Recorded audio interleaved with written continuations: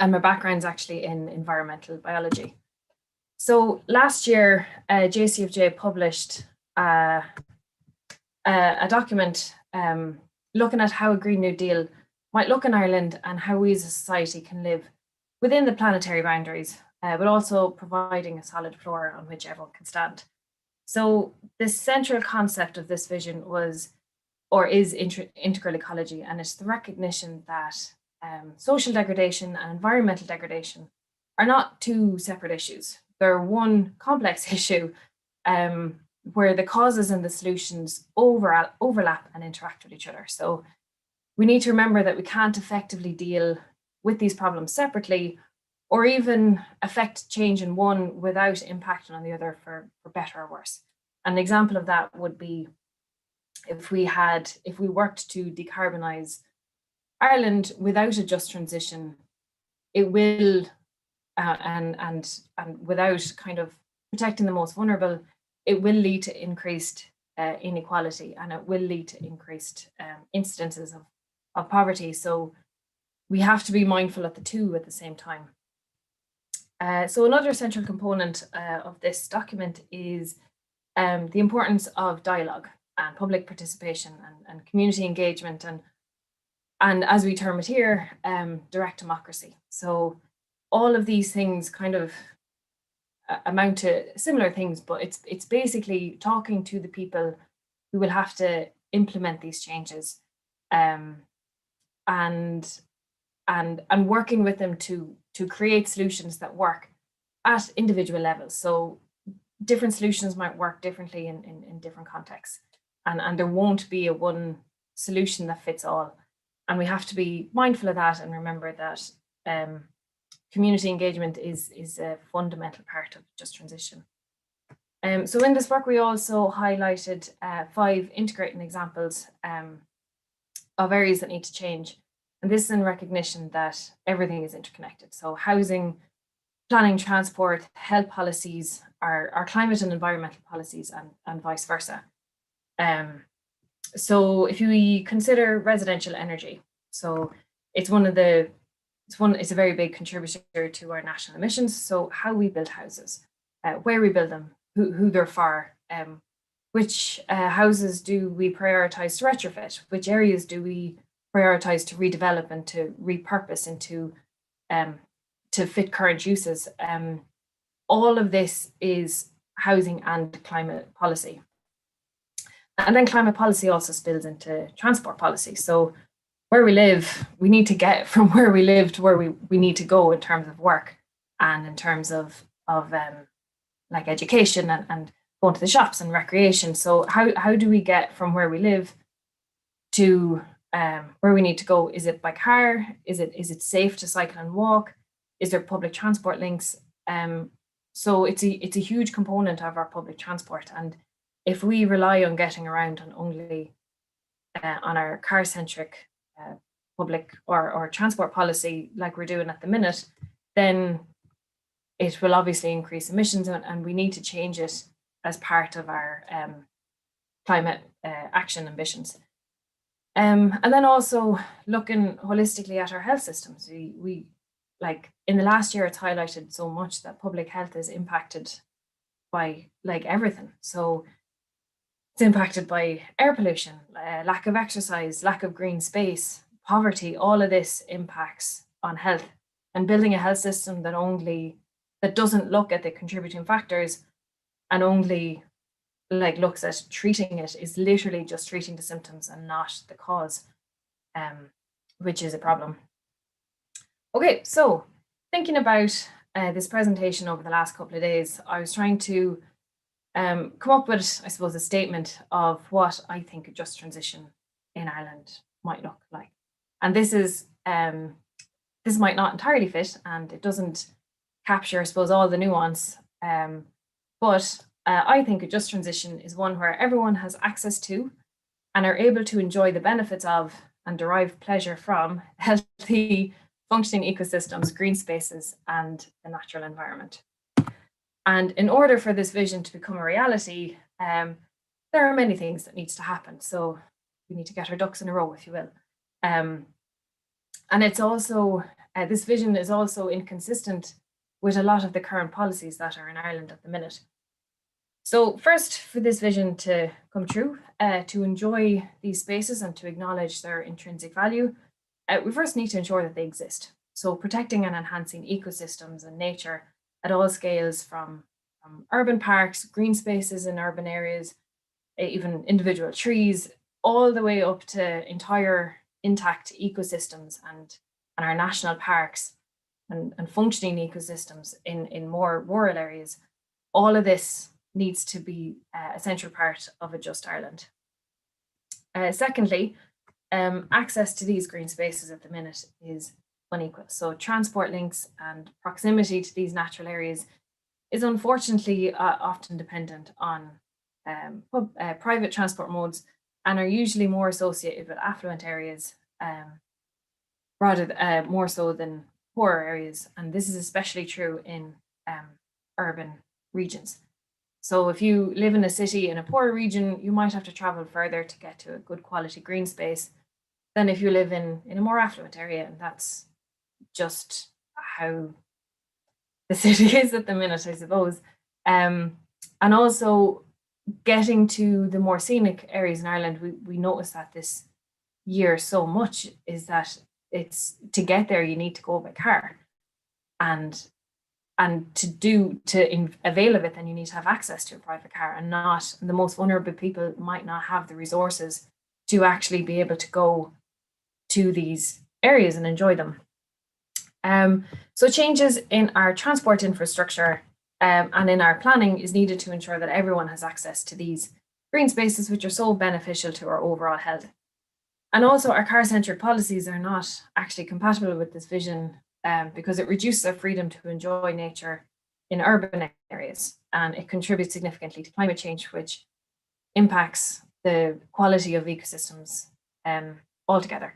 So, and thirdly, in order to enjoy the simple pleasures in life, such as being in nature, you need a minimum baseline of living standards. And environmentalism, without taking into account increasing people's welfare or lifestyle, is inherently elitist. So we need to, so another way is like insecure housing and poverty and lack of access to supports affects mental health and affects overall health, and is a mental health burden that is linked to elevated levels of stress and depression.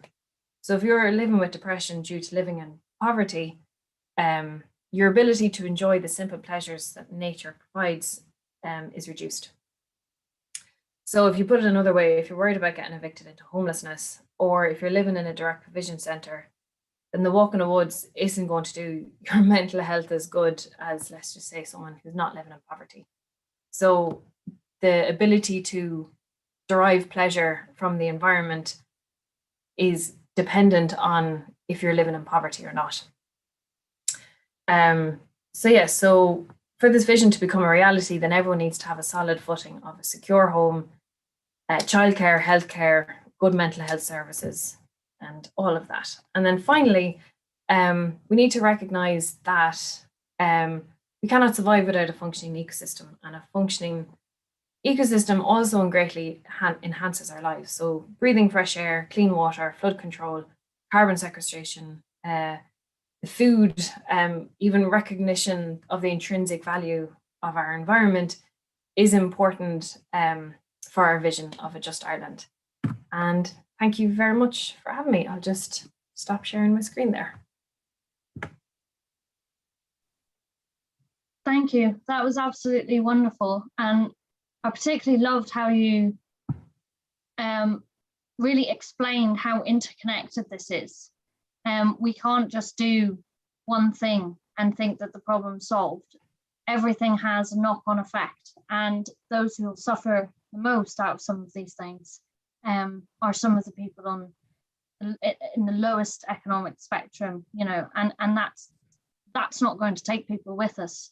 That's not going to convince people that what we're doing is for them and benefits them. So I think that's just really, really important. Thank you so much. Bernard, would you like to pop in and give us your vision for a Just Ireland?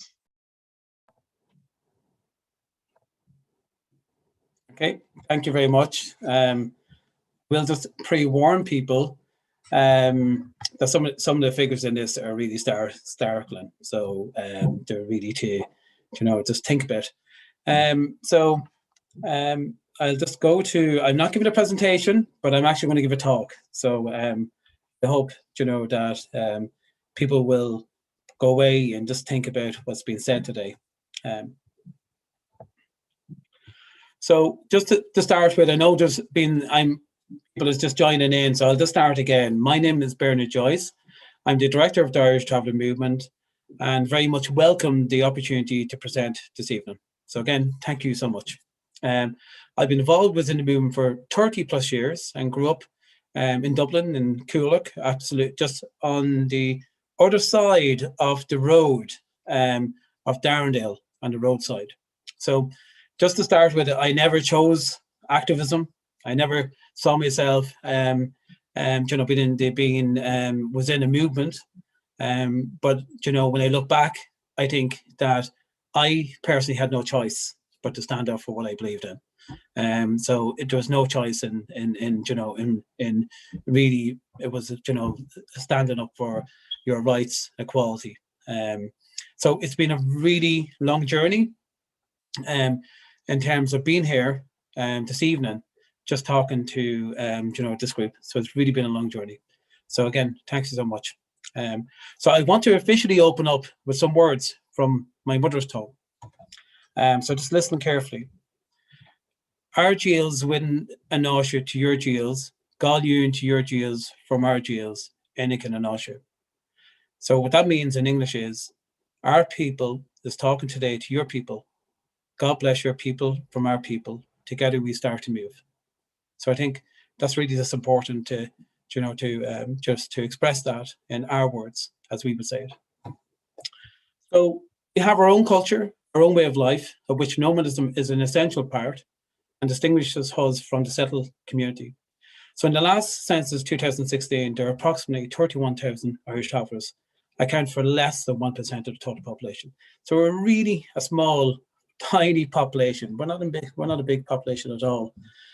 So the figures, well, people will probably say there's probably more, and there's probably between 31, maybe even 45,000 Irish travellers. Today we have 2,000 families living in inadequate, unsafe conditions, in shared, overcrowding accommodation on the roadside. And the last available figure shows that travellers account for 10% of all people in emergency and homeless accommodation nationally. Travel accommodation programs show there's a need nationally to supply 2,871 families.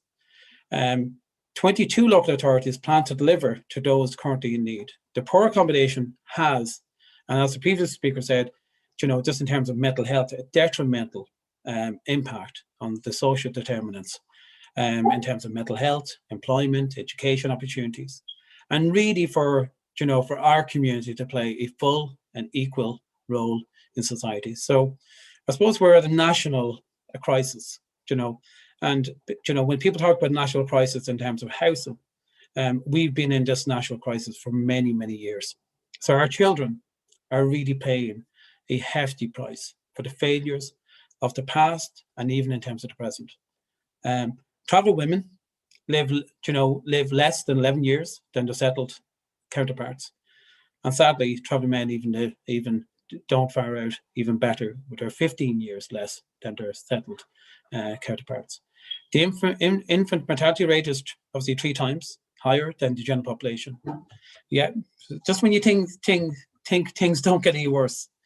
And I just want people just to kind of check this in terms of their own age. That 50% of our community will be dead before they reach the grand age of 38. And really, that should really give a shock to everybody who's in this webinar this evening. Our community are dying. They're dying at a very young age, and in most cases, they're dying prematurely, so they shouldn't have to die. And it's that it really is an indictment on the society that we live in. There's a massive disproportionate in terms of education outcomes for our children. The use of reduced timetables for travelers is widespread and reflected within education, which places a low expectation on travelers as learning. So just that people know that there are situations where children go in at 9 o'clock and they leave at 11 o'clock. They're reduced hours, so they don't continue in a full-time education, and they're not there for, they're not there for covering the whole education curriculum. We move on. The issues don't really get any better, but 5 in 10 travel boys have only primary education compared to 1 in 10 nationally. 30% of travellers versus 92% of the settled community complete the senior cycle at a second level. And 1 in 10 girls was educated in upper education or above compared to 69 of the general population. 4 in 10 traveller parents report that their children have been bullied in schools because of their identity. And as we kind of move on, 80% of travellers are unemployment. So there really are startling figures here. So in a recent survey by Attitudes and Prejudice, it showed that 83% of the public said they wouldn't employ a traveller. So you equate that with the numbers, and then you equate that with the general population, and you wonder why then travellers are not working. So we just move on. Discrimination definitely has a significant role. And when you talk to people, and you talk about people look at equality, and they look at human rights, but you really look at it at a low global level, but you don't see it at a local level, and you don't see themselves are implicit within that. So the widespread of discrimination against travellers in all parts of our society indicate a need for a national strategy. So we very much welcome your Minister Gorman's role in this regard. And we think that's a positive development. However, 90% of us have experienced discrimination over the course of our lifetime. And we're looking at multiple times. So we're not talking about once, we're not talking about twice, we're talking about multiple times. And this can happen within one day. So I just want to explain how you can feel when that happens. And it doesn't matter what role you're in, and but you can feel less of a human, and you can feel that your own dignity is taken away from you, and you can and you feel worthless, and that's how many travellers feel when they're refused access, when they haven't got their provisional accommodation, and when they're abused, in such an indignified way. So how does Ireland compare to the rest of Europe? So Ireland's part of the European Union. So how do we do? You say, well, what's the baseline here? So we have the second highest rate of reported discrimination within EU countries. 46%, nearly close to half, responded that they wouldn't feel comfortable with having a traveller or a Roma as a neighbour. That's not a sight. That's just having somebody next to you as a traveller. They certainly wouldn't tolerate it.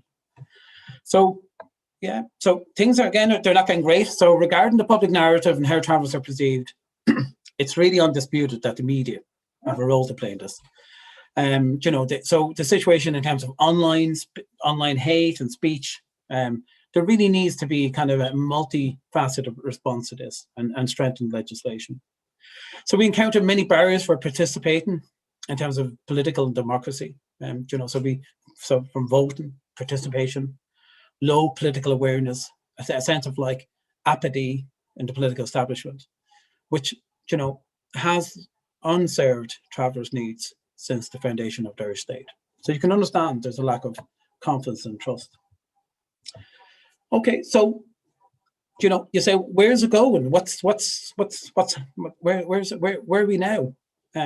So formal state recognition in 2017 was really one of the best opportunities in the history of the Irish state to combat racism and discrimination, enhance travel inclusion, elevate both internally and within Irish state. It also had the potential to promote a broader social understanding and renewed positive narrative, and you know, and bring about change.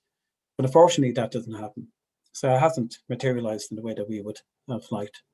So for this evening's purpose, so the question was, what would a Just Ireland look like for travellers? So, well, you know, from I suppose from our vision, and you know, from the very foundation of the Irish travel movement when we were established, our vision was an Ireland where travellers are proud of their identity, where their ethnicity recognised and can achieve full potential to play an active role. And formal recognition of our ethnicity, probably on the 1st of March, was part of that long journey for recognition. So it was a long journey of 30 years to get to that stage since the foundation. So we're celebrating 30 years of last year, but that was the basis in which the Irish travel movement was established.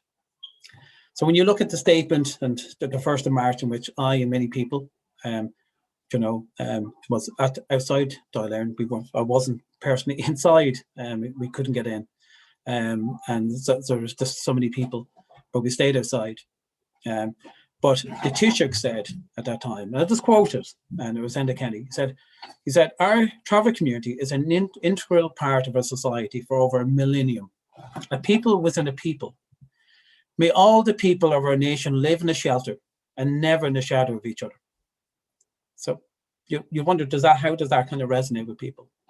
So unfortunately, we're still in the shadow, and we really want to see our children grow with pride, dignity, and respect. So what I want to see in terms of what I want to see as an Ireland, I want to see an Ireland where you're not afraid to self-identify as an Irish traveller without being persecuted. That you don't have to constantly justify your very existence for being born an Irish traveller on this island.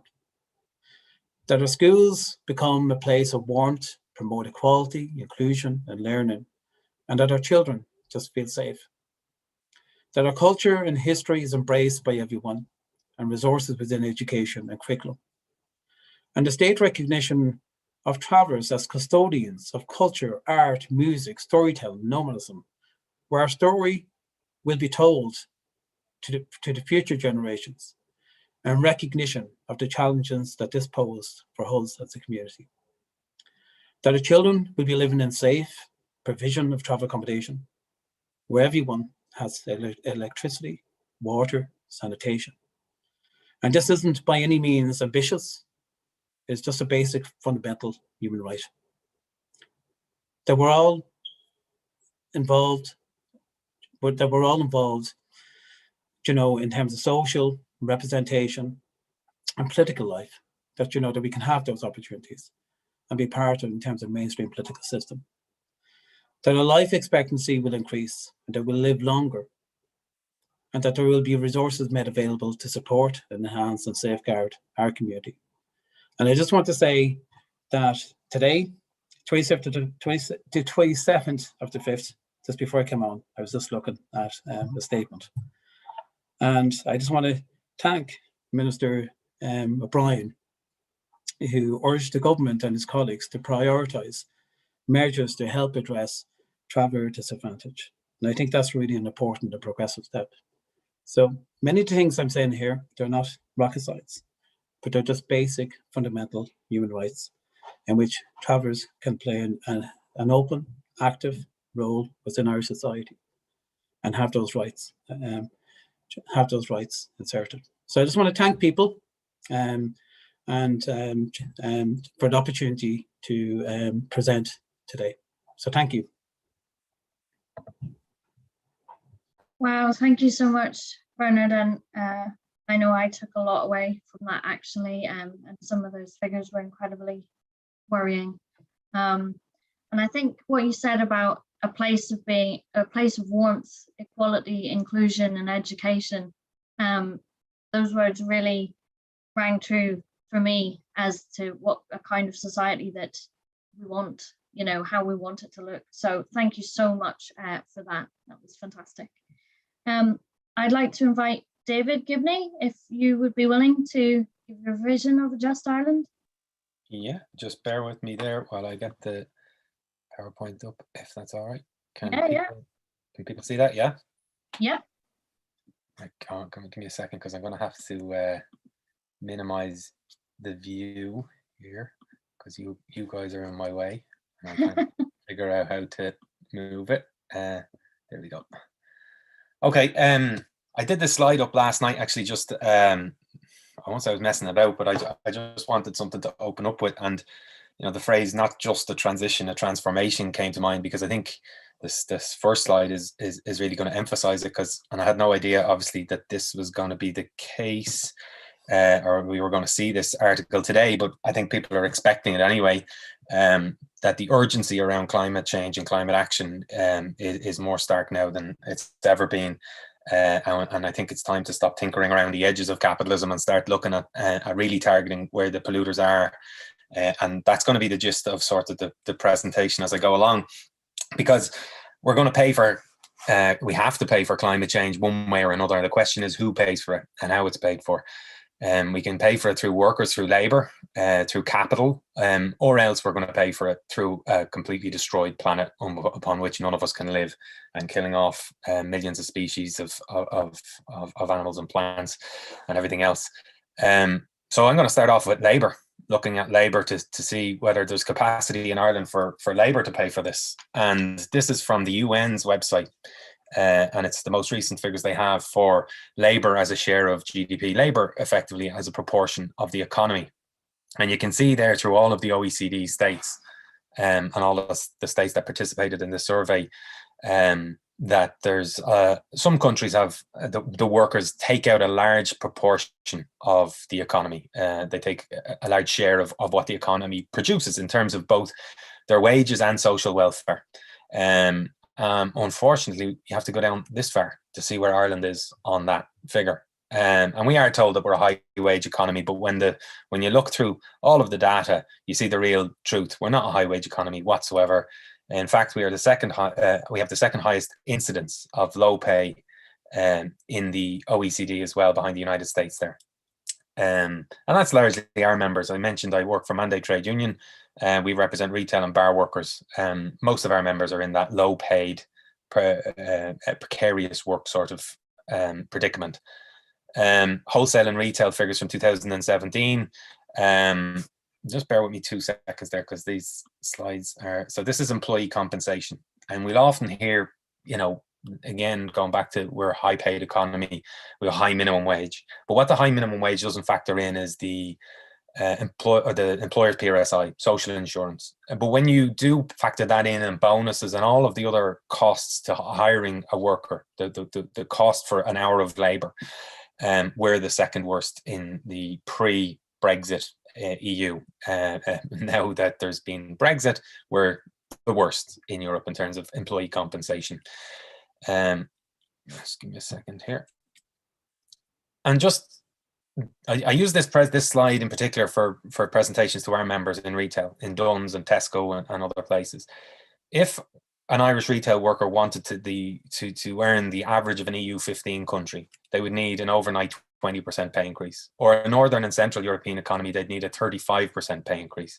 But if a retail worker in Ireland wanted to achieve the wages of an average retail worker's wage in Austria, Belgium, Denmark, Finland, or Sweden, or what we use as small open economies who we're supposed to compete with, an Irish retail worker needs a 54% pay increase overnight just to match what they're getting, not to get above them, but to match what they're on. And yet Irish multinational retailers are the most profitable in all of the EU.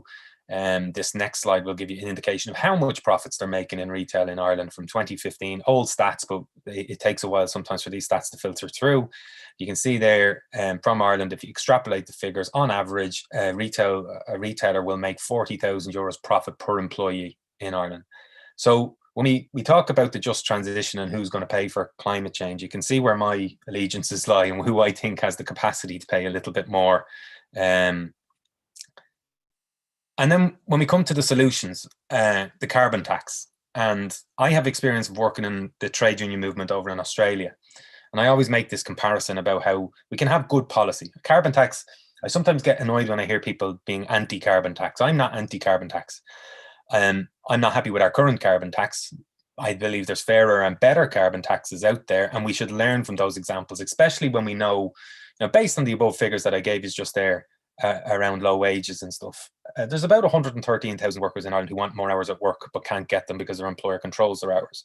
And they want more hours, not because they want to be in work a lot more, but because they're on the poverty line. And we've got 120,000 workers who are at work but living in poverty.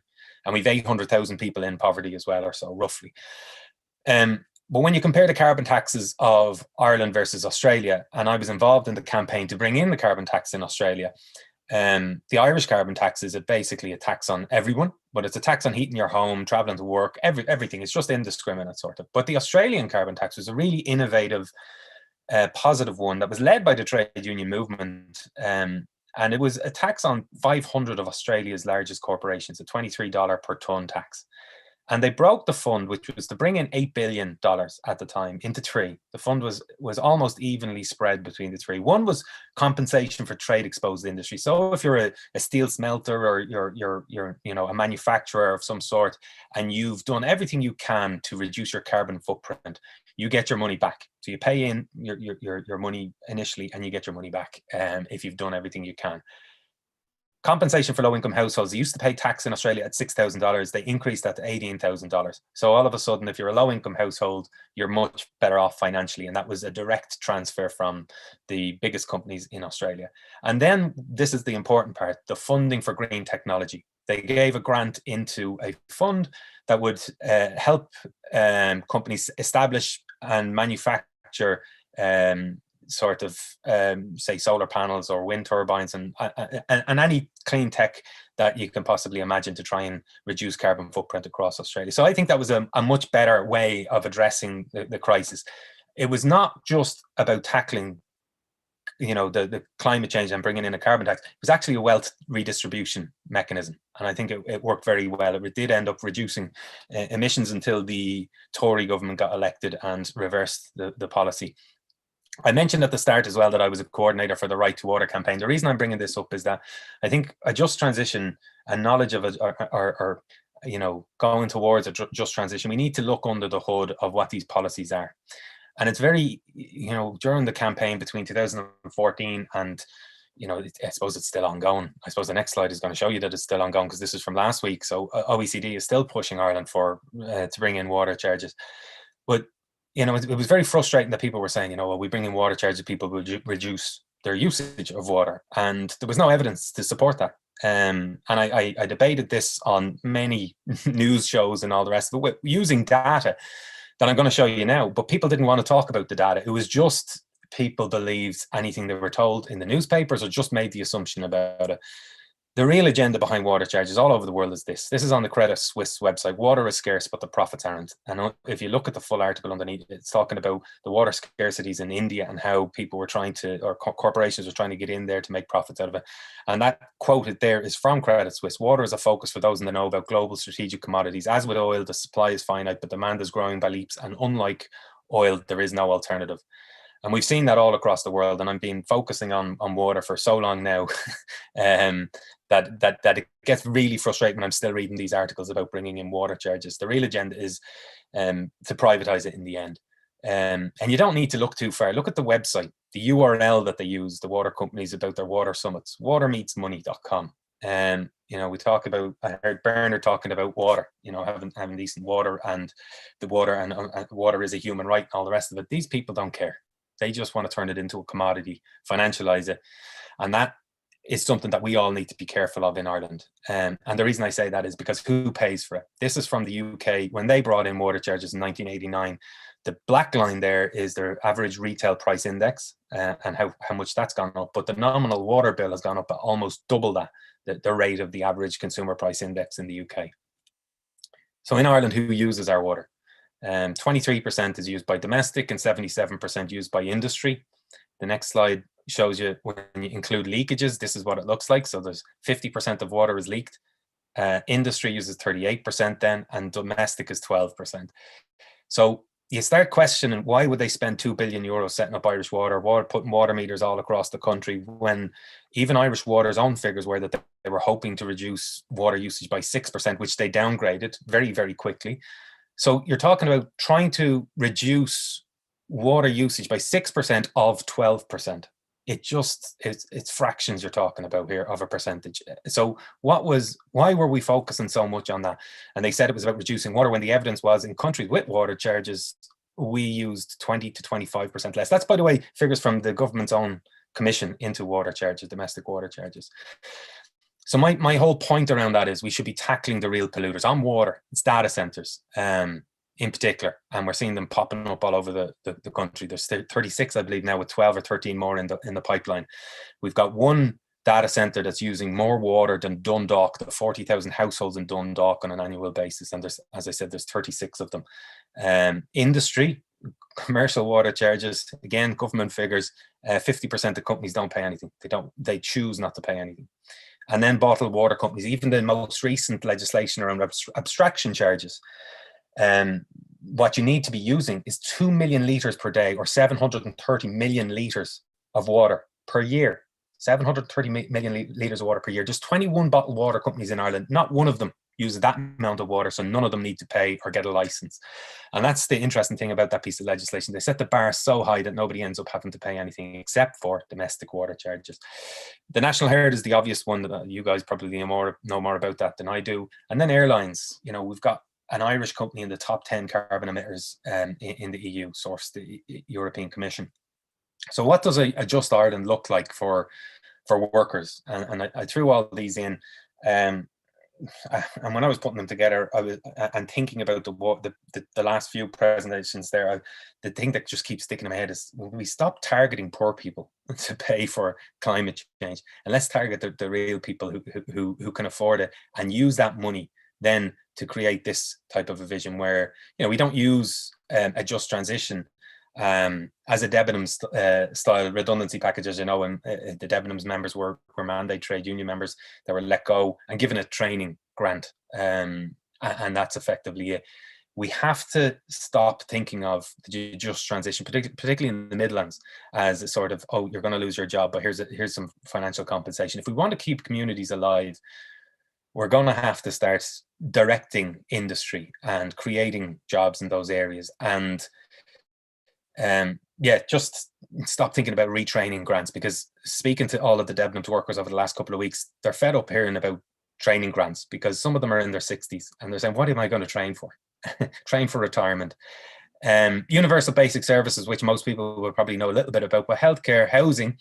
When I put the housing one in, actually, I was thinking about the Sunday Business Post last Sunday. I run a podcast called A Week at Work, where we were analysing the newspapers. And there's a housing estate that the local council out in Dunleary is about to rent, a housing estate that is going to rent for 20 million euros. And that housing estate is currently up for sale for 18 million. They're going to rent it for 20 million for 25 years, have no asset at the end of it. And they could buy it for 18 million, and they're choosing to rent instead of buying it. And that's the ideology we need to break down in Ireland. We need public housing. They used to refer to it in the past as asset-based welfare. We need to get back to that sort of mentality that public housing isn't a negative, it's a positive. Education, childcare, I know I'm going on, so I'm going to try and fly through this. Childcare, transport, free public transport, if you really want to have a just transition and help workers to get to work, reduce their costs of living. And food and water security, and energy and broadband as well. We should be making those things free and not about profit and growth. And that leads me into the next point. Encourage non-profit enterprises, cooperatives. Capitalism is killing the planet. Perpetual growth is killing the planet. And we need to figure out new ways of doing business, for want of a better phrase, that don't involve the constant pursuit of profits. And this is how I'm going to wrap up. Tax capital and my preference is both, is the tax capital and enable workers to win a larger share of the economy so that we can pay for tackling climate change. So, for instance, I want to see a Fair Work Act being brought in. Make it easier for workers to join a trade union, make it easier for those workers to collectively bargain, and then make it easier for those workers to take industrial action so that they can win better terms and conditions of employment, including better wages, which then means higher taxes for the state so that we can retrofit, so we can have free public transport, so we can do all the things that we need to do. In a Fair Work Act, I could talk you through all of these things, very specific proposals, but I won't because I'm running out of time. But well, I'll probably publish something about a Fair Work Act in the coming days. But this is the point. If I started off with a slide about wages as a proportion of the economy, labour as a proportion, we have seen the second fastest. Ireland has seen a decline in wages as a share of the GDP, faster than every other country in the OECD, other than Mexico and Turkey, I believe it is. Our decline in wages as a proportion of the economy it's gone through the floor. And similarly, at the same time, and I don't think it's a coincidence, trade union density levels in Ireland have fallen through the floor, and so have the days lost to industrial disputes. So we need to, as I said, make it easier for workers to join trade unions, because at their heart, trade unions are about expanding democracy. That's what it is, bringing democracy into a semi-fascist sort of industries, workplaces where there's a top-down hierarchical structure, and there's an imbalance of power and all the rest of it. And democracy, that our trade unions, that's all we are, is about bringing democracy into that very negative space. So I leave my presentation at that, and if anyone has any questions, I'm happy to take them. That was fantastic. You reminded me of when I took my son to his first protest, and it was the youth strikes, and we were all shouting system change, not climate change, and he really got into it.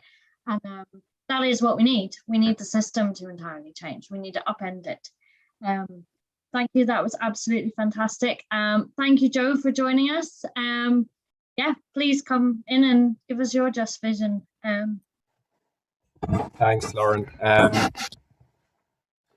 So apologies, I haven't done a presentation. I didn't get the heads up on the presentation expectation until today.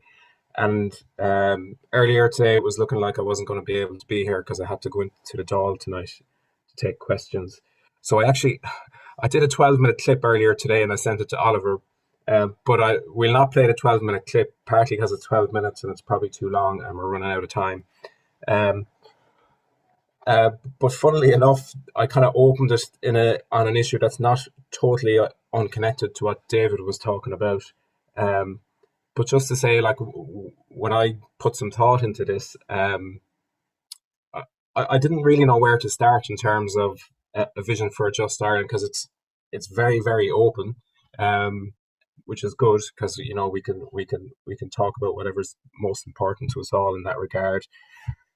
But I took as many steps back as I could in terms of the things that I feel are unjust and unfair in the country. And I think a lot of what it comes down to really is allocation of resources ultimately, and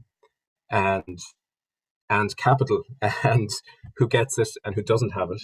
And something that struck me back in the day with the financial crash and more with the housing issue as well in the last few weeks was the level of dependence we have as a state on private capital. It really struck me during the financial crash that the whole country was really dependent on private capital from people not in the country who had never been here, and our reliance on it was just extreme, and it still is as well. So, and that's a really embedded long-term problem in I suspect most societies, and there has to be some kind of a long-term plan to move us away from that, and to kind of end up on this broad picture side of things. I do think the Green Deal has a key role to play in that regard, because some of the countries that we might look to as being more just, they tend to be those countries who are less dependent on international capital and ones that actually have quite good natural resources themselves. So I think the Scandinavian countries now, not ideal in some respects because they've, you know, made their money off fossil fuels. But the point being that they didn't have that reliance on international capital as well. And I think there's something in there for us in terms of a resource that we have in terms of renewable energy and how that might give us more freedom into the future as well, in terms of how tied we are to capital and international capital in that way. So that was kind of the highfalutin thinking, and then I was thinking, well, where do I go from here? You know, in terms of all the things that are wrong and unjust and unfair in the country. So I kind of thought, well, look, nobody's interested in me kind of going through the full list of housing and health and employment and so on. But what I might do is talk a little bit about the things that that are under my remit as a Minister for State. So just to clarify, I have a foot in 2 government departments. So I in the Department of Social Protection. So I'd have some responsibility for C schemes, 2 schemes, rural social scheme, but also I think importantly for the purpose of this discussion, something called the Roadmap for Social Inclusion, which is it's a document with 66 commitments across government departments in various areas of marginalisation and disadvantage and targets within them. But the headline target really is that we aim to reduce consistent poverty to 2% by 2025. I know immediately people are going, oh, why 2%? Why not 0? And yes, I agree with you. But for those familiar with the measurements of consistent poverty, 2% in 4 years is going to be very, very challenging to do. But I suppose that's, in terms of my role in the Department of Social Protection, that's something that I keep pushing and throwing it out there in terms of how we're going to get to it, because we have this target. So how are we going to get to it? That's something that I'm trying to do as much as I can and at every opportunity I can as well. Worth mentioning as well that in the new statement of strategy for the Department of Social Protection, I worked pretty hard in getting a commitment into it in relation to just transition, which should help us assist people who are most financially disadvantaged by some of the measures that are being taken, I suppose. And then on the other side, the other department is the Department of Rural and Community Development, and I'm very much in the community development half of the house there. And I guess when I think of the question of Just Ireland and what's the vision for Just Ireland, for me, for someone who spent all my life really up until when I got elected working in the community and voluntary sector, for me the community and voluntary sector is going to play a big part in the Just Ireland. It has done for decades now, and a lot of the wins that we've had over the years in terms of social justice owe a very large part of their credit to the community and voluntary sector. So I've got a responsibility to kind of look after that sector, but to build it up, to build its capacity, to get it more involved in decision-making processes as well. So I suppose that's, in terms of my kind of jobs for the next few years, that's a key part of the program for me.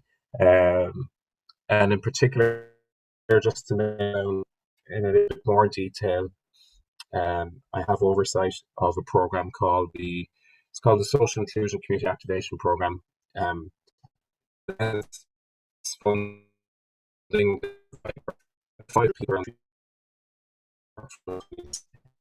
who are focusing on helping people who are most marginalised, most disadvantaged, and that program will be up for review next year. And I'm interested in trying to bulk it up and enhance its reach, I suppose, so to speak. There's lots of other bits and pieces that I could say that I'm involved with and doing work in as well, but maybe at this stage, and I see it's like 8:30, I'll stop talking, because I would be interested to hear the discussion and to be involved a bit in discussion as well. Thanks. Thank you so very much. I'm going to waste no time and open it up for some questions. I really appreciate you all and all of the different visions that actually have a lot of commonality. So if anybody would like to ask a question, please feel free to raise your virtual hand or put a question in the chat. Sophie is the first hand I've seen pop up. Please feel free to just ask your question, Sophie. Hello. Hello. Yeah. Hi. I'm Sophie Nicolo. I'm independent councillor in Ballyfamet, Drimna. I'm a member of the Just Transition Greens. Joe, thanks for being here. I was just at the Board of Management meeting here with the Ballyfamet Chapel Partnership, and when we're talking about social justice and fighting for the traveller community and other communities at the lower end of the scale, the Ballyfamet Partnership has just been notified by TUSLA that indicative 6 to 7% cut in funding for 2022. So this proposed cut is to all ABC programs nationally. So how are we going to fight climate justice in these areas, and especially in Ballyfamet, Drimna? Thank you.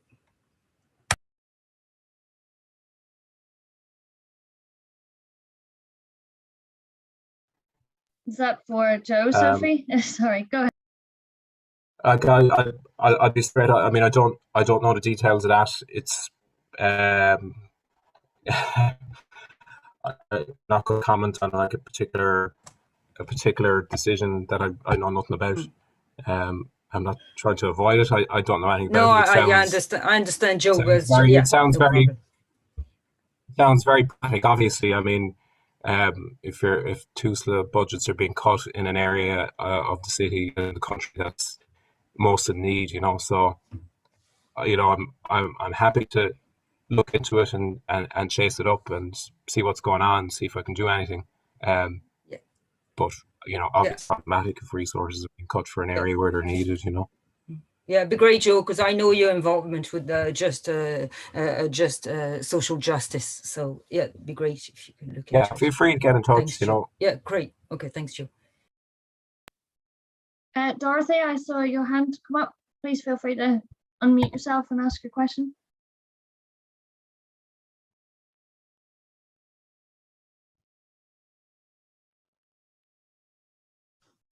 Oh, okay. Thank you.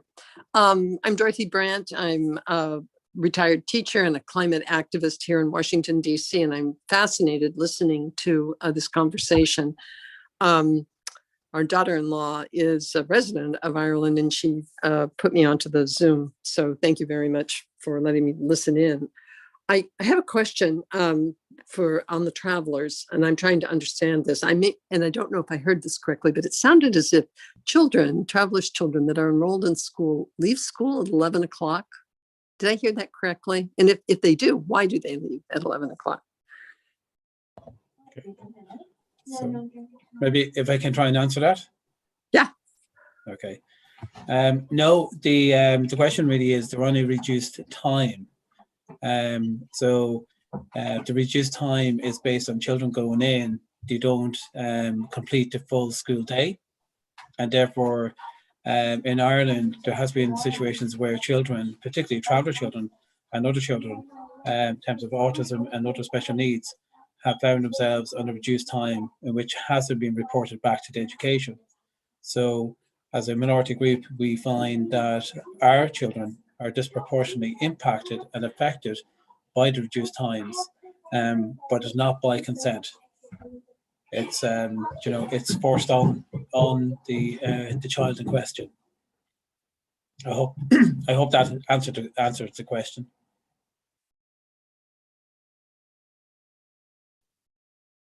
Does that answer your question, Dorothy, or do you have any thoughts? Thank you.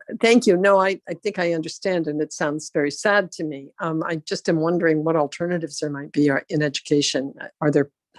I know private schools are generally expensive, and so that's not an option. And yet here, some of the private schools take in children on, scholarship. And so anyway, is that a possibility?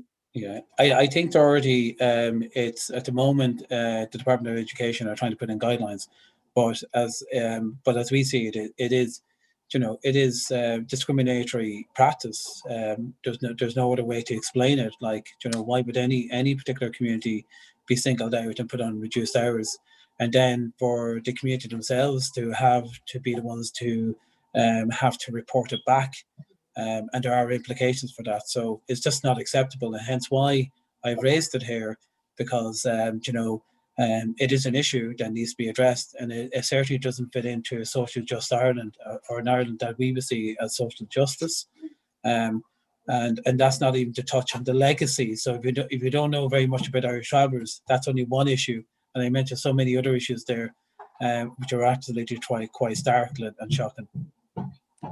One last thing to say, and I've worked with the homeless population in our own country in the US, and I'm trying to understand, and I know there's a lot more information that I need, but is there any resemblance between the two, the travelers that you have, the homeless that we have? Are they similar?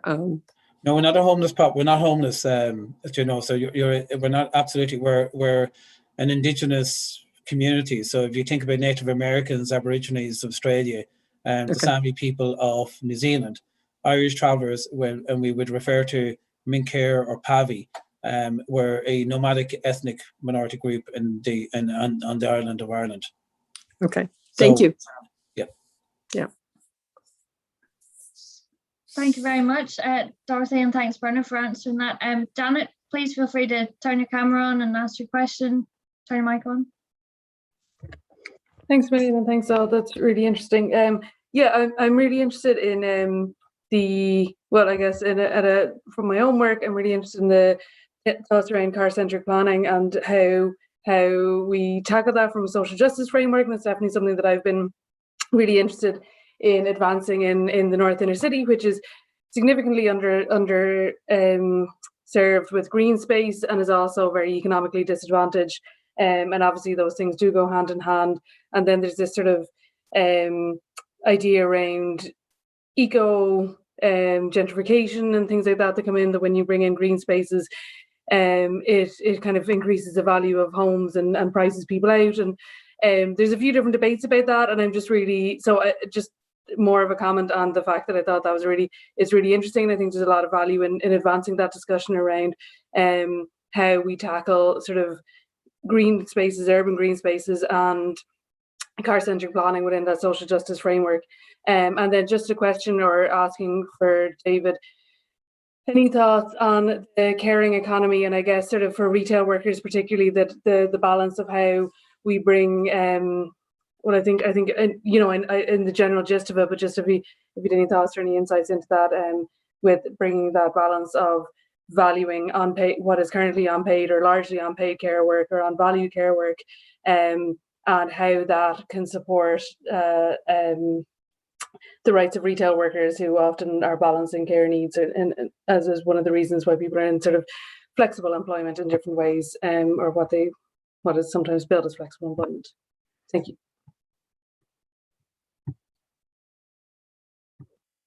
Do you want me to jump in on that one first, yeah? Yeah, please feel free.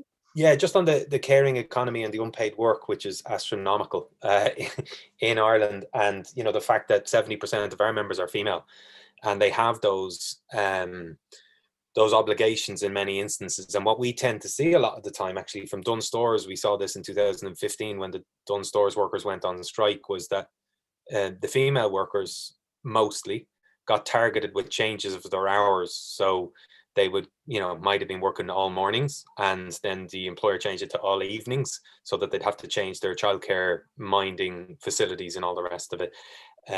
We need to stop that. We attempted to do it through a bill, the Employment Miscellaneous Provisions Act in 2019, which did give them a guaranteed earnings, but still the flexibility around the hours and when the hours are allocated. So you can't, if you've 12 month service now in any company anywhere in Ireland, you can apply for a banded hours agreement, a new contract of employment that gives you guaranteed hours. So you can't go from what was happening to Dunnes workers to 40 hours per week down to 15 hours, spread those 15 hours over 3 days. So not only was the employer stopping you from earning a living, but was also stopping you from accessing supplementary social welfare. You can't get family income supplement if you're not earning 19 hours or working 19 hours per week guaranteed. They'd reduce you to 15 and spread them over those days so that you couldn't get family income supplement part-time dole. We need to facilitate some of that stuff and block employers from doing those retributional acts after workers have joined a union or taken action or whatever. We really need to do that. But in terms of childcare, it's so important that we have free childcare for workers. The justification that Joan Burton, Minister, gave in 2014 and 15 for cutting lone parents' allowance was that she was trying to incentivise lone parents to go and seek more hours at work. Now, in 2017, when that bill was being debated, we had a provision added to the legislation to enable workers to seek more hours at work when they wanted them, to get themselves out of poverty. It was in the Fair Work Act that I mentioned there. And what happened was we lost the vote in the Dáil, 38 votes to 35, and Joan Burton didn't turn up, and neither did any of the 3 out of the 7 Labour TDs turned up.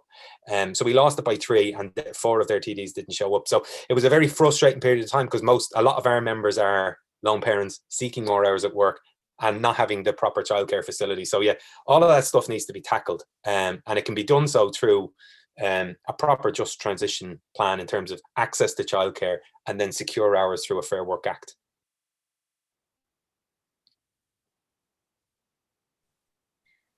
I'm just gonna, that's really excellent. I could talk all day about childcare and workers and the gap, the pay gap for people that choose to stay at home. But there's a couple of questions in the chat. I'll ask the first one. So foreign investment has been the main policy of governments for several decades. Can the Greens influence this in any way to move away from this policy to more homegrown sustainable employment? I would say that's a question for Joe. Yeah, it's I heard recently it's been policy since the 1950s even, relying on capital from outside. Yeah, I think we need to, and I think it has to be part of any kind of just transition. It has to be part of any kind of future for the planet, to be honest with you. And I just go back to that point I mentioned earlier on in terms of the natural resource we have, in terms of renewable energy. I think that could be very, very important in helping the country become a more equal and just one into the future. I think there's something coming fast down the track as well, though, in terms of the days of our reliance on multinationals is going to end. It has to end, because I think the OECD are moving on tax reform of multinationals as well, and you might have seen bits of news in the papers over the last couple of weeks about the fact that our corporation tax intake is going to come down in the next couple of years, whether we like it or not. And so we have to adapt to it.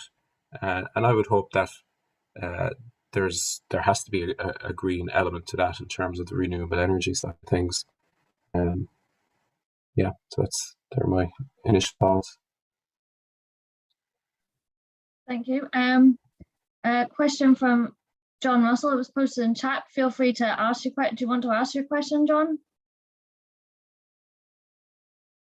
Would you like me to ask it? I'll ask it.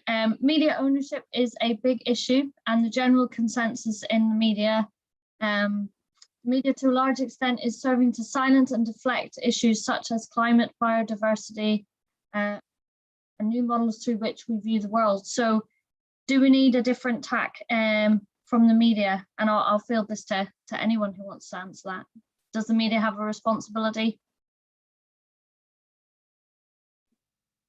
I'll jump in. Yeah, absolutely. I think the Irish media in particular has a hegemonic view or input into Irish society, and pushes us in a very uncritical direction when it comes to climate change. I mentioned it again in my introduction. I'm one of the activists with Left Bloc, and the host on the Week at Work. We reviewed the newspapers at the weekend, and the whole point of it is to watch the watchdog. That's what we said at the start of it, was to look at the way the stories are portrayed. And some of you will probably be aware, under the Left Bloc portfolio, we're about to launch a website, a news website, an online website sort of stuff, but there's 4 podcasts on it, and there's the ABCs of green politics that's underneath that as well. And the whole point is to try and give a different perspective on media, from a media sort of perspective on climate change and everything else, economic, social, political, from obviously Left Bloc, from a left-wing perspective, because I don't think we get enough of that in Ireland, that proper analysis. I think media ownership has a large impact on policies and why we are the way we are. as in climate laggards and low pay. And by the way, I've been working in the media since 2007. I've 14 years as a public relations officer and communications officer, and worked in the Australian communications as well. And I see the difference between over there and over here, and it's massive. It's so difficult to get a fair story out about workers and workers going on strike and trying to win a fairer share of for the labour that they produce. So yeah, no, we definitely need to tackle that issue. Thanks so much, David. Appreciate that. From Jamie, you had a question about the future envisaged for communities impacted by the closure of peat-fired power stations. Do you want to ask your question, or would you like me to continue to ask it? Please feel free to unmute. I don't mind asking it. Great to hear everyone talk tonight. Really, really interesting discussions. Yeah, so just a question for Joe. David, before you was talking about the idea of, you know, the package and that, and the people get when they lose their jobs, and, you know, this is not a just transition, of course. What future do you envisage for communities impacted by the closure of bogs in Midlands, Ireland, now that the power stations are closing and the bogs are closing? Specifically with communities is something that I'm interested in. And what actions will the state be taking to ameliorate the worst of the impacts on the communities? Thanks, Jamie. Yeah, look, I guess there's multiple futures for the variety of people who are impacted by the Board and Wanted decision. But I mean, specifically at the community level, I think it was November last year, there was 47 community projects announced, not under my remit, incidentally now, but there was 47 community projects with a funding of about 27 million.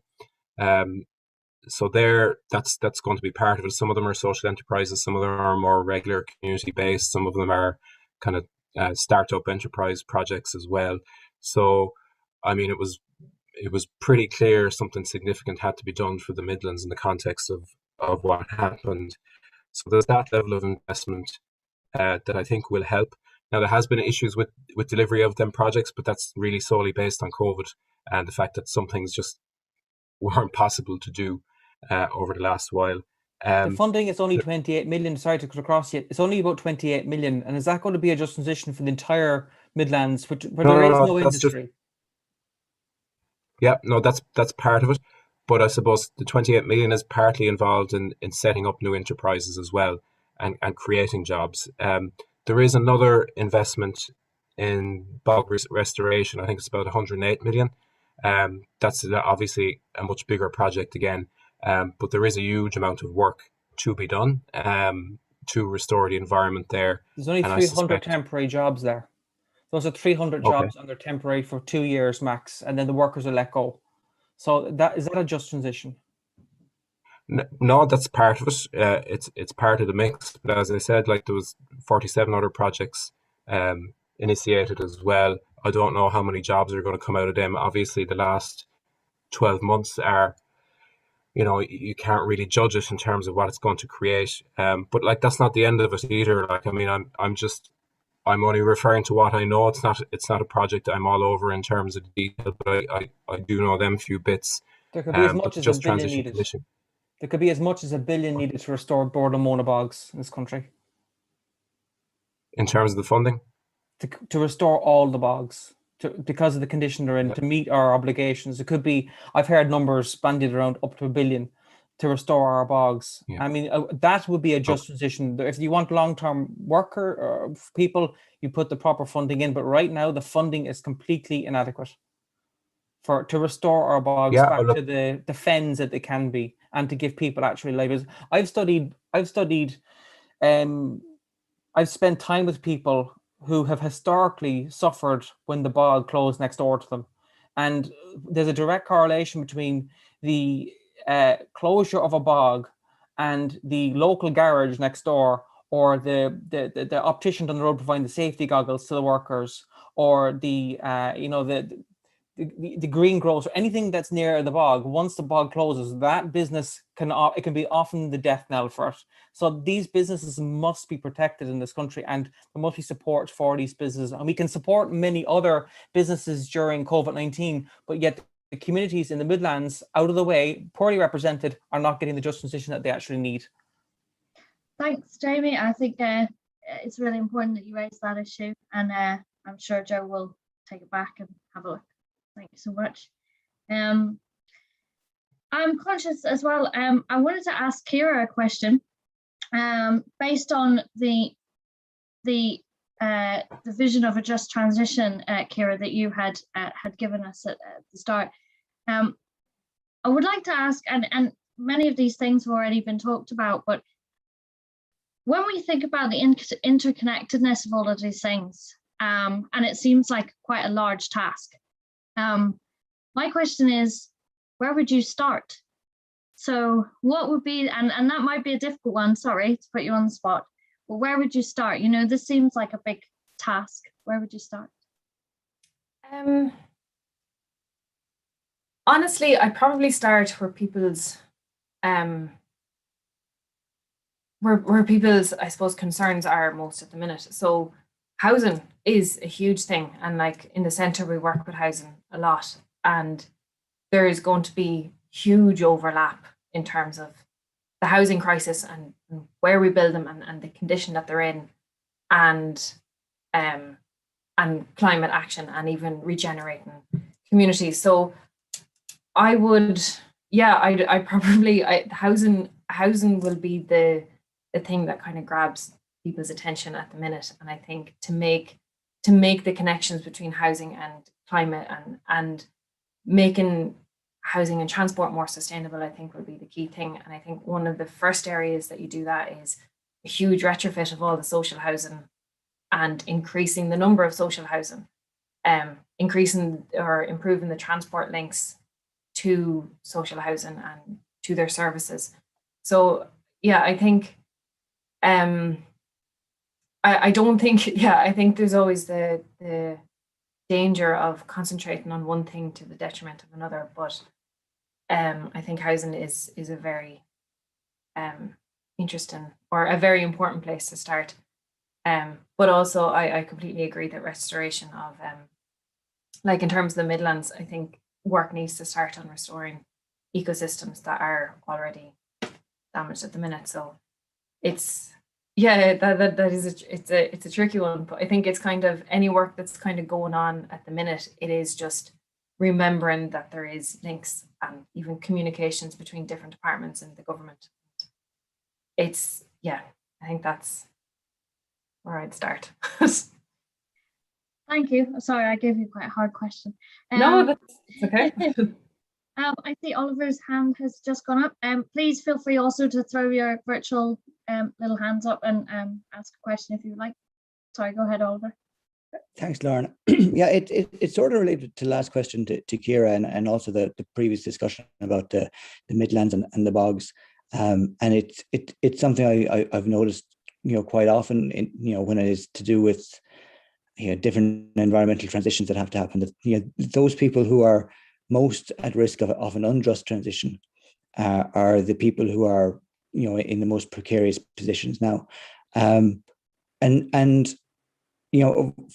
them, the greatest resistance sometimes to the transitions that have to happen come from those who are most precarious in our society right now, because they are the people who are most at risk. How do we, get over, that,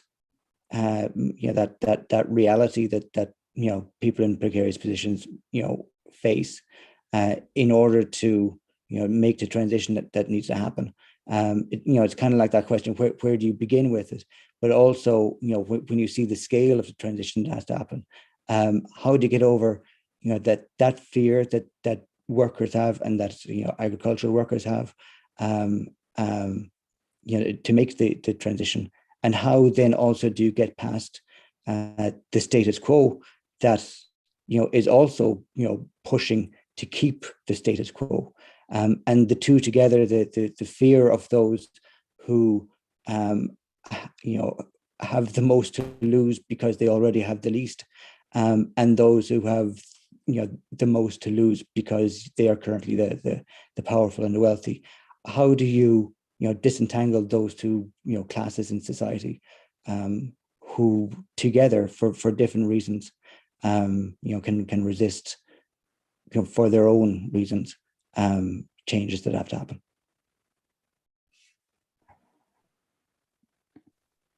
That's such a great question. Yeah, please feel free, Bernard, to jump in. Even though I was talking about specifically around travellers, but I think I just want to bring something back. When we kind of look at a just Ireland in terms of going forward, like we also have to look at a time, the environment and the land and the spaces and how those spaces are used. And to me, it was something fundamentally flawed about, if you put profit before, the needs of the people, where our rivers, our land, our, the biodiversity. And what people don't really understand is travellers have a really strong connection to land. And, and even in terms of the types of, the types of,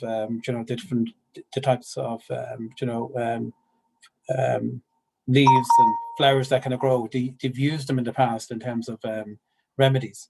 So there's a real connection there. But what's happened, I think, in some ways, is that when you compare the environment and you compare people, you have to also be conscious of just in terms of you have to how people themselves as a society connect to one another. So there was a piece of work done in, I think it was research done in the US, and it highlighted that some of the countries that will fare better in the next decade will be those countries that are socially conscious, not the ones who are building on, the profits. They mightn't do as well. So it's a bit what Joe's indicating to. In some ways, you mightn't have the same investment from multinationals, but you will have other investments that actually have more long-term sustainability. So when somebody's talking about kind of the bog, or they're talking about, the other elements, like there has to be a transition, but there also has to be a price, because you can't just move from one transition to the other, and there has to be a price. And I think we all have to recognize that if you want a long, sustainable environment, and we want to show, I suppose, leadership in terms of a global, that we have to make some sacrifices, and we have to kind of, and those sacrifices have to be at one, I think, at a personal level. Two, it has to be at a community level, an institution level as well. So, so there has to be that balance, and there has to be a kind of communication and awareness. And I remember when some of the taxes were kind of introduced at one stage in terms of fuel, it was actually the lowest in terms of income that was being hit the hardest. And that doesn't change much. So like if you have on one hand, like when people are talking about, the environment, like if you have, commuting belts, and you have the no transport, and you look at that compared to other countries, and it's just, we're way behind. So like you have to have a network, you have to have a commuting belt, you have to and I think the other side is that we're even moving in terms of technology. So like with the COVID-19, we haven't even touched on that, but with the COVID-19, I've been working remotely, and I think we're trying to be safe, but we're also trying to ensure that COVID-19 isn't, we're not putting other people in harm's way and endangering others or ourselves.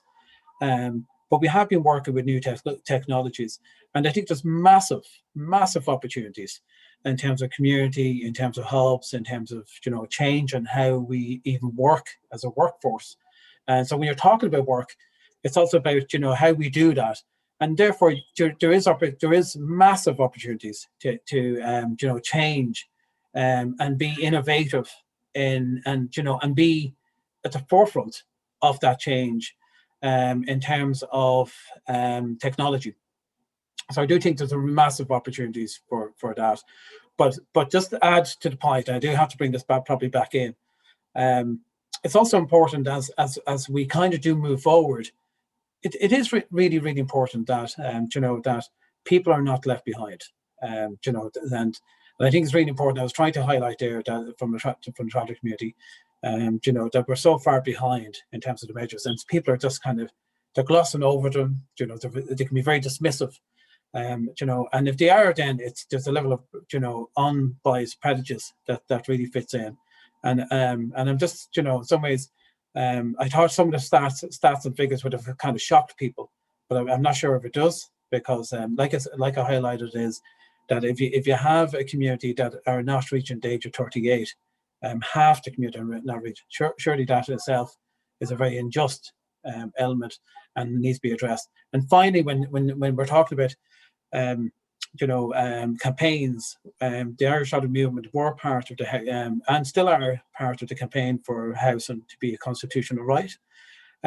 We also strongly believe, both as a community and you know, and as an organisation, that, you know, the essential service like water shouldn't be a commodity. It's a basic human right, and should have access to it. So the idea of costing, you know, and pricing that and putting that as a further burden on top of individuals and families is really kind of, you know, breathtaking. So yes, we need investment, but it needs to be done in the right way. And I would say, in terms of budgets and costs, that needs to be factored in a way that's just and fair and equitable. And where people have more, absolutely. Where people don't, I don't think they should be charged, should be costed for. Thanks so much. I'm just very conscious of time. Ciara, would you like to maybe answer Oliver's question, which was how do we solve, look at both sides? How do we make the gap between the most rich and the poorest in our society? How do we figure that out through a just transition? Well, I think so. I think to create more equal, or to decrease the gap.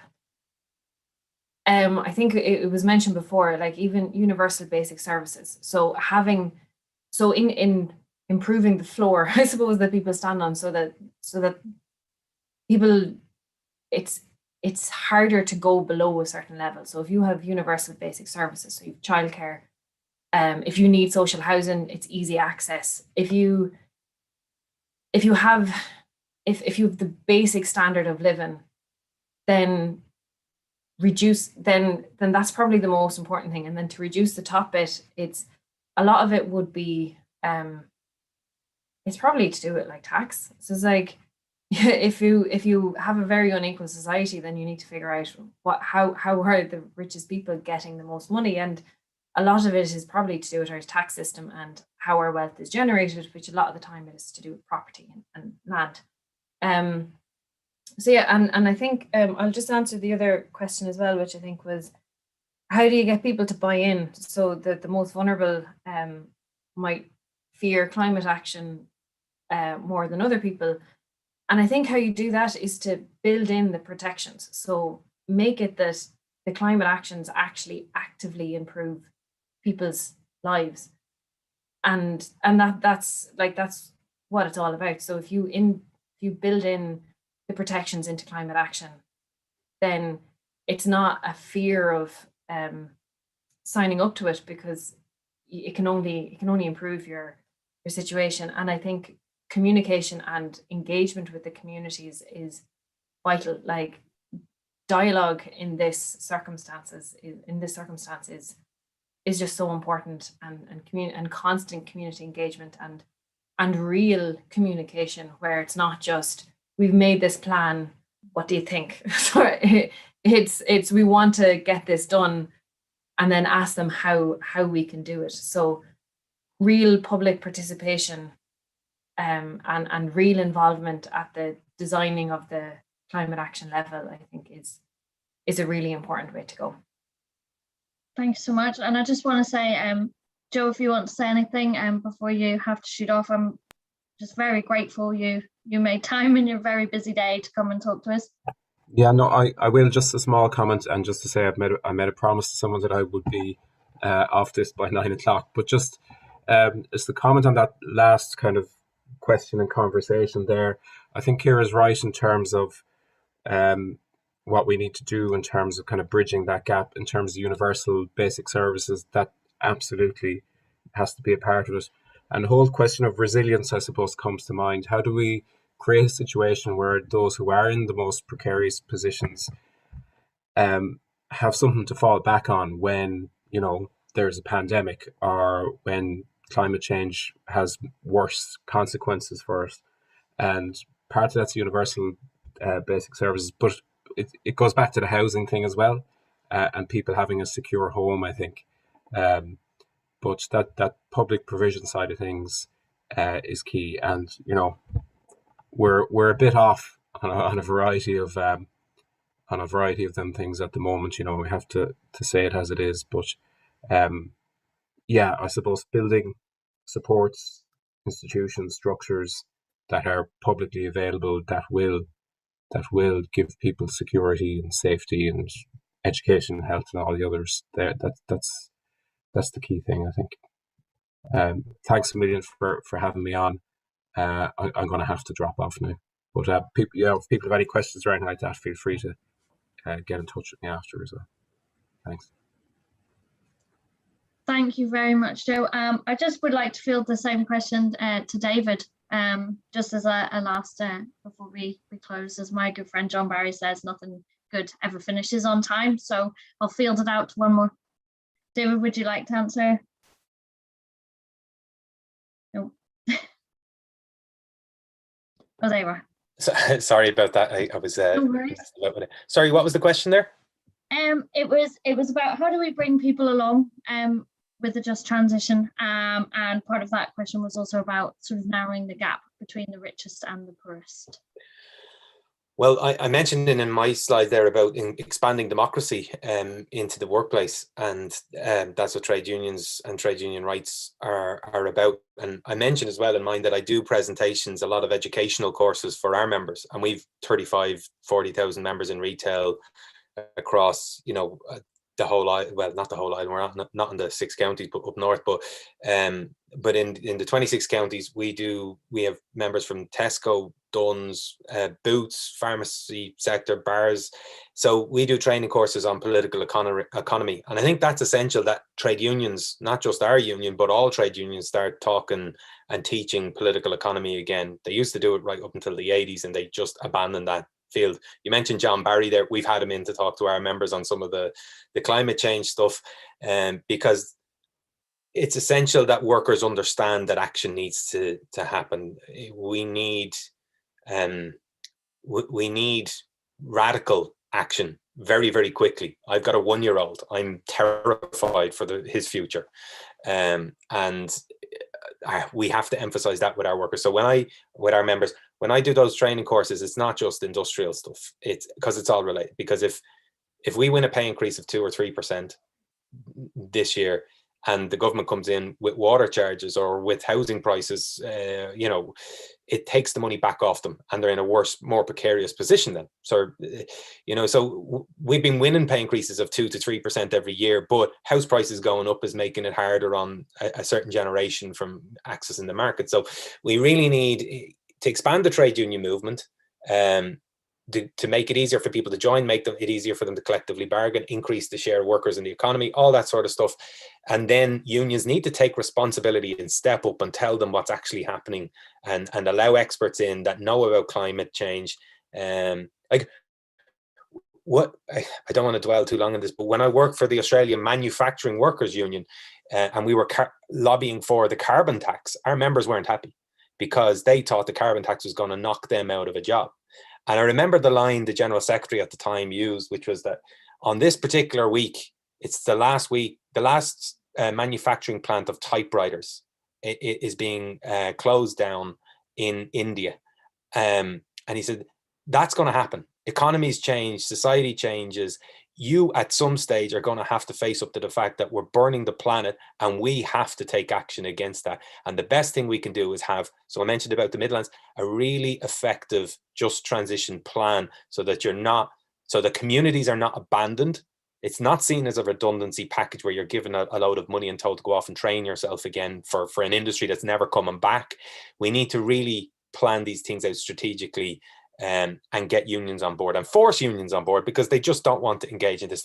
Too many trade unions think of themselves as an insurance firm for when something goes wrong in the workplace. You're not. You're about collectivized working class people across the country and helping them to protect themselves. So it's probably the best way I can address it. Thank you so much. I'm aware that everybody's given up their time on the evening. And what I'll say is this has been such a fantastic discussion, and I think we touched the surface of the things that need to be done, and that the only way we can actually come up with a just transition plan is to have more conversations like this and to mobilize and get active. So what I would say is, if you would like any other events like this, or you would like specific speakers, please let us know at Just Transition Greens, and we will do our best to do that. Thanks, sorry if I missed any questions. Quite a lot of questions coming in, and I wanted to give enough time for the speakers to tell us enough about their visions. Really appreciate you all joining us tonight, and thank you all very much for coming. Okay, and just to say thank you so much for inviting us as well. So really appreciate that. Thank you. Yeah, thank you very much. Thank you. You're most welcome. Brilliant. Thank Thank you. And thanks to the minister as well.